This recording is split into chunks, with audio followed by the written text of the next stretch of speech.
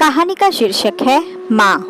माँ की ममता ही कुछ ऐसी है कि वो अपने बच्चों पर जितना भी प्यार लुटा ले उसे कम ही लगता है और उस प्यार को सबसे ज़्यादा वो अपने बच्चों के खाने में लुटाती है।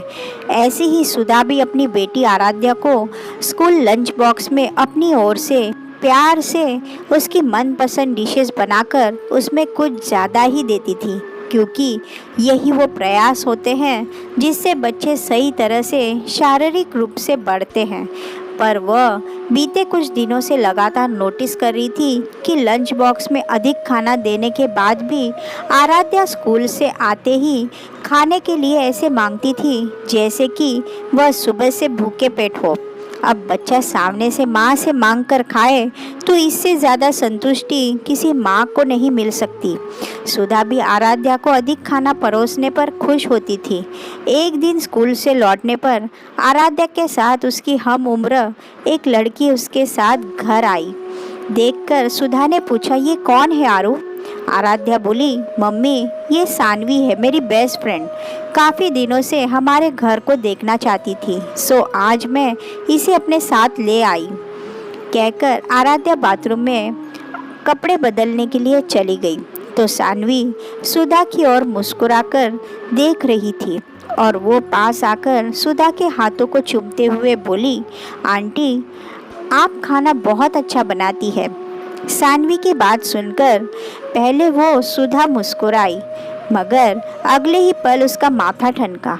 अच्छा तो ये बात है, अब मेरी समझ में आया कि आराध्या अधिक लंच बॉक्स क्यों ले जाने पर भी वापसी में आकर भूखे पेट की तरह क्यों खाना मांगती है।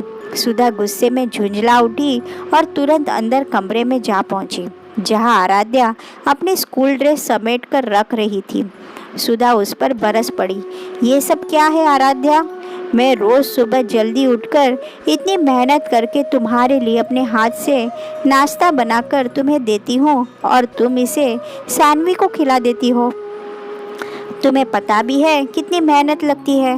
अपने सूट को पहनते हुए आराध्या के हाथ रुक गए, मगर वो बड़ी मासूमियत से बोली, मैं जानती हूँ मम्मी, आप मेरे लिए बड़े प्यार से लंच बॉक्स तैयार करती है और सभी मम्मी अपने बच्चों के लिए ऐसे ही प्यार से बनाती है, मगर इसकी मम्मी नहीं है ना, इसके घर में खाना इनका नौकर बनाता है, पर इसका मन मम्मी के हाथ का खाना खाने को होता है, इसलिए कहकर आराध्या तो मुस्कुराकर बाहर निकल गई, मगर सुधा निशब्द सी वही खड़ी अपनी भीगी हुई पलकों को साफ करने लगी।